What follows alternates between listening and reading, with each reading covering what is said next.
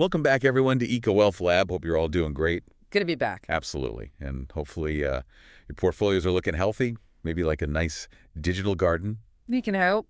Today, we're strapping on our crypto spelunking gear. We're diving into the really must-know updates from like the last 24 hours. Yeah, think of it as the express lane. No need to scroll endlessly through Twitter trying to figure it all out. Exactly. We've done the sifting for you. Now, before we get into these juicy crypto nuggets, and there are some real ones today, just a tiny favor. Uh-oh. No, it's easy. You know when you find something really good, something useful, and you just have to share it? Yeah. Well, this could be that moment. Hit that share button. Send this deep dive to that friend who's, maybe a bit lost in the crypto maze. Be the crypto guide they need. Be the crypto Sherpa. Who knows? Maybe they'll thank you later. Maybe in digital assets. A good investment in friendship, right? Yeah. And knowledge. All right. Let's get down to business. Mission today. Got through the noise, reading the top crypto headlines, focusing on what actually matters for you, the investor. We've got some predictions, some big strategy shifts, and a really important security heads up. So where should we kick things off? Maybe start with what the big traditional finance players are thinking? Sounds good. So Standard Chartered, right? They've reportedly doubled down on their, optimistic long-term view for Bitcoin. Oh, yeah. Even with all the talk about the Fed's independence and market jitters. Apparently so. It's interesting. They seem to be looking past the short-term noise. And they're sticking to those pretty ambitious numbers, aren't they? That's the report. Still talking $200,000 by 2025. Wow. Okay. And then get this, $500,000, $500,000 by 2028. Those are numbers that definitely make you, pay attention. They really do. Now, obviously, these are just projections, right? Lots of ifs and buts. Of course. Yeah. Market variables. Exactly. But for a major bank like Standard Chartered to hold that line, it suggests, a strong underlying belief in Bitcoin's long-term value. Maybe they see more institutional money coming in or macro shifts. Yeah, it really makes you think, doesn't it? Yeah. Does your own long-term view align with that kind of, optimism? Definitely something to chew on. Okay, shifting gears a bit.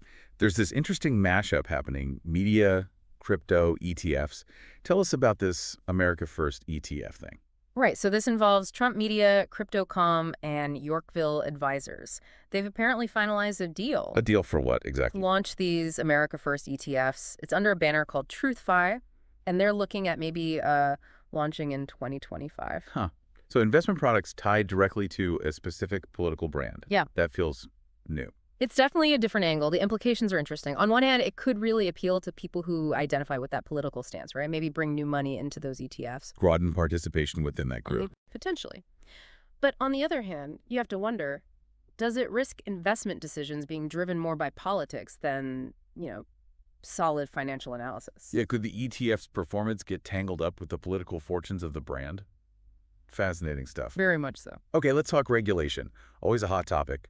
It seems Unicoin isn't looking to settle with the SEC anytime soon. No, apparently not. This really highlights the often tricky dance between crypto firms and regulators. What's the core issue there? Well, Unicoin's CEO is reportedly claiming the SEC's probe has caused billions in damages, stalled their growth, and they've apparently turned down settlement talks. Oof. That sounds like a serious standoff. It underscores the real risks, financial and operational, that regulatory uncertainty brings. It's a reminder for investors, too. You need to understand the regulatory climate where you're putting your money. Absolutely crucial. Okay, let's look at some moves within the crypto space itself.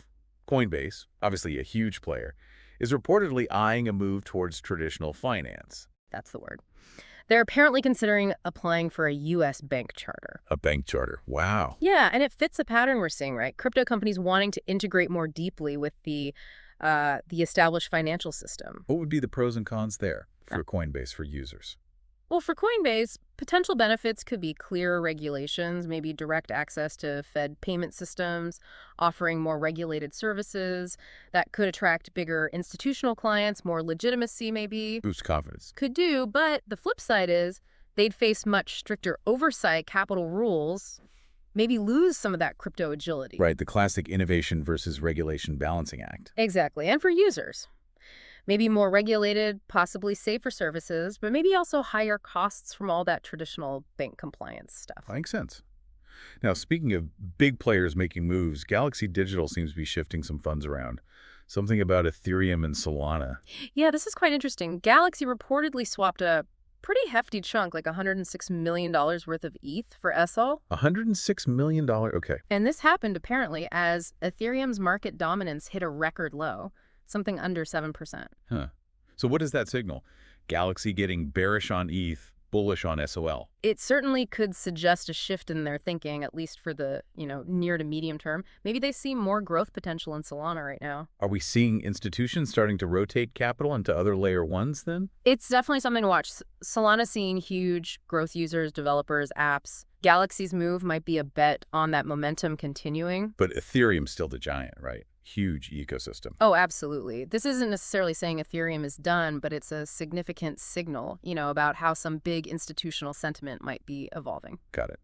Okay, sticking with established finance dipping its toes in, ING, the Dutch bank, they're reportedly working on a stablecoin. Yes, another big traditional player getting involved.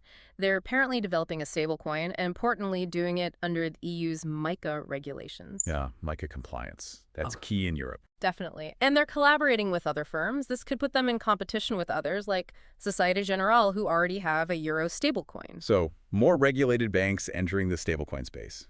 Good for adoption. It could really boost trust and adoption, especially in Europe, having these established, regulated names involved. Interesting times for stablecoins in the EU. Okay, now for that critical security alert you mentioned, XRPL Foundation. Yes, this is super important for anyone using the XRP ledger. The foundation put out a warning about a serious vulnerability in a key library, XRPL.js. What's the risk? They're saying it could lead to a major supply chain attack, so they are urging, immediate updates. Immediate updates, okay. This library is fundamental for developers building on XRP Ledger, handles important stuff. It just, hammers home how vital security is. Constant vigilance, quick updates. Non-negotiable in crypto, absolutely. Okay, switching to exchanges. Bithum has some big plans. Seems like it. They're reportedly spinning off their non-exchange businesses into a new company by the end of July. Why would they do that? It looks like preparation for going public, an IPO. Potentially later this year, maybe even aiming for NASDAQ? Ah, so accessing public markets for growth. Another sign of the industry maturing, maybe. It points that way, yeah. Global exchanges wanting that public market access and capital. And one last update for people watching the WazirX situation. Yes, there's a court hearing set for May 13th. It's about their recovery plan. What could happen? If the court gives the green light, there's a chance users could see payouts, and maybe the platform could restart operations within about 10 days after approval. Okay, so some potential movement there soon. Crucial news for those users. Definitely. A lot of people waiting on that one. Wow. Okay, that was a lot. A real whirlwind tour of the last 24 hours.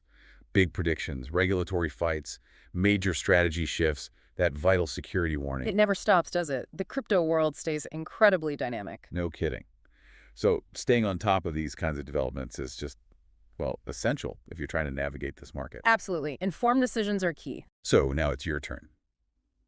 What do you think about all this? What stands out to you? Which of these stories do you think has the biggest ripple effect coming? Yeah, drop your thoughts in the comments below. We genuinely want to hear what you think. We really do. And hey, if this deep dive helped clear things up a bit, you know what to do.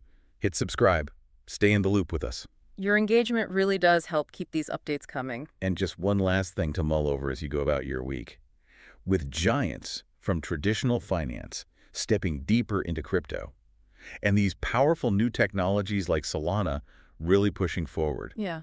How do you see all that reshaping your investment portfolio in the next, say, few years? It's a big question, isn't it? It really is. Something to ponder. Definitely. Okay, that's us for today. Stay curious, keep learning, and keep building your eco-wealth.